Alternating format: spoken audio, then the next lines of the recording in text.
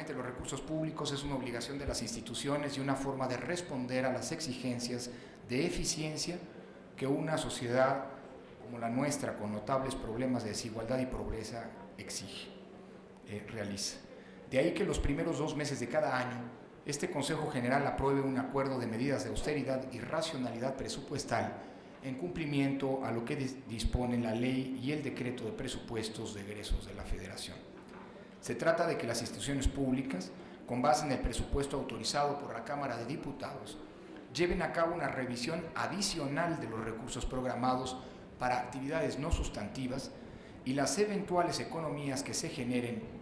en tal razón sean destinadas al fortalecimiento de sus proyectos más relevantes.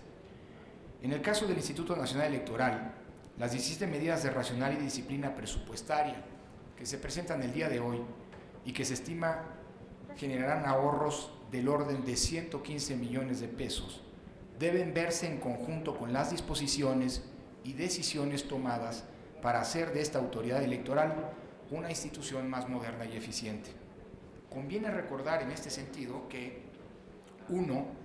El presupuesto originalmente solicitado a la Cámara de Diputados para el ejercicio fiscal 2017 implicó en su momento una disminución de 591 millones de pesos a precios constantes, que representan el 5% menos en términos reales en comparación con el monto autorizado para el año 2016. Segundo, que la aprobación del presupuesto del INE por la Cámara de Diputados implicó, como es del conocimiento público, una reducción adicional concertada, debemos decirlo, con el Instituto Nacional Electoral de 300 millones de pesos respecto del monto solicitado. Si a lo anterior aunamos la meta de ahorro que hoy nos estamos planteando con el proyecto sometido a su consideración por 115 millones de pesos, como señalaba, estamos hablando de que el presupuesto de 2017 tendrá, a fin de cuentas, una reducción de al menos 1.006 millones de pesos respecto del presupuesto autorizado para el año 2016. Lo anterior, por supuesto, con independencia y sin contar los más de 1.070 millones de pesos previstos para la construcción de las oficinas centrales que se devolvieron, como se hizo del conocimiento público, a la tesorería de la Federación el pasado 2 de febrero. Quiero subrayar que las medidas de austeridad que están a su consideración y las que ya se han instrumentado no pondrán en riesgo ninguna de las funciones sustantivas del Instituto en el año en curso, ni el cumplimiento de las medidas extraordinarias registradas hasta este momento y que le eran imposibles de prever en el mes de agosto pasado. Esto es, ninguna de estas medidas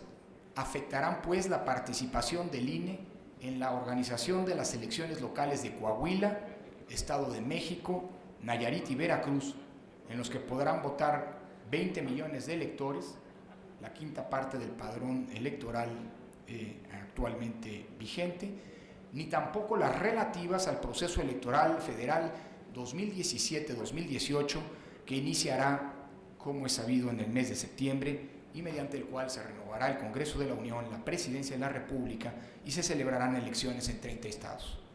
Asimismo, los 115 millones de pesos estimados como meta de ahorro a los que me he referido se destinarán a subsanar necesidades adicionales de gasto derivadas de la atención de acciones que no pudieron ser previstas en el presupuesto por haber sido decididas o haber surgido con posterioridad.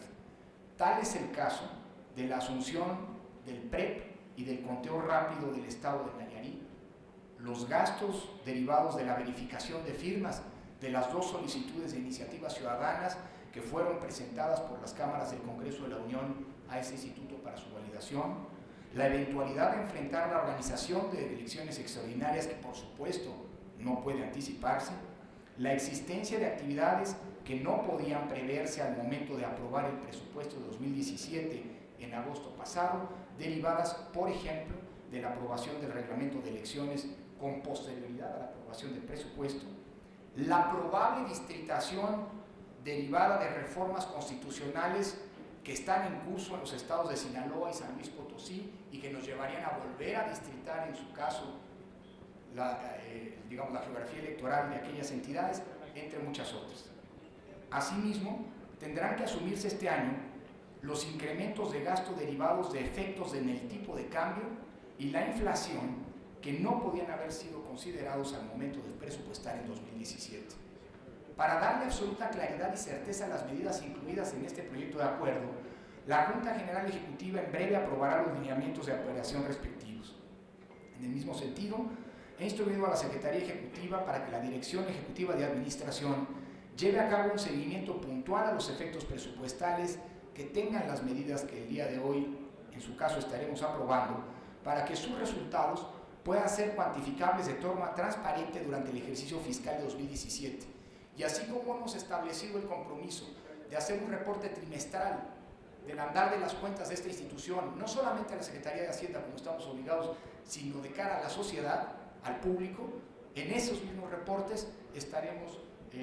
dando cuenta de los avances derivados de la instrumentación de las medidas que hoy se proponen.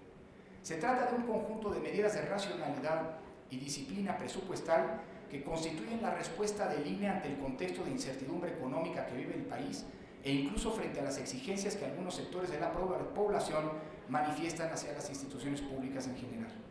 Las medidas que hoy se someten al Consejo General se articulan con los esfuerzos institucionales para modernizar nuestras prácticas administrativas y actualizar diversos procedimientos y sistemas para responder a las demandas que la sociedad mexicana plantea permanentemente para el desempeño del INE. Debemos reconocer que el INE, para poder cumplir con su función primordial, que es organizar elecciones, necesita, como pocos órganos del Estado, un contacto cercano con la ciudadanía y un involucramiento particularmente amplio de las y los ciudadanos con la vida democrática, con las funciones de ese instituto.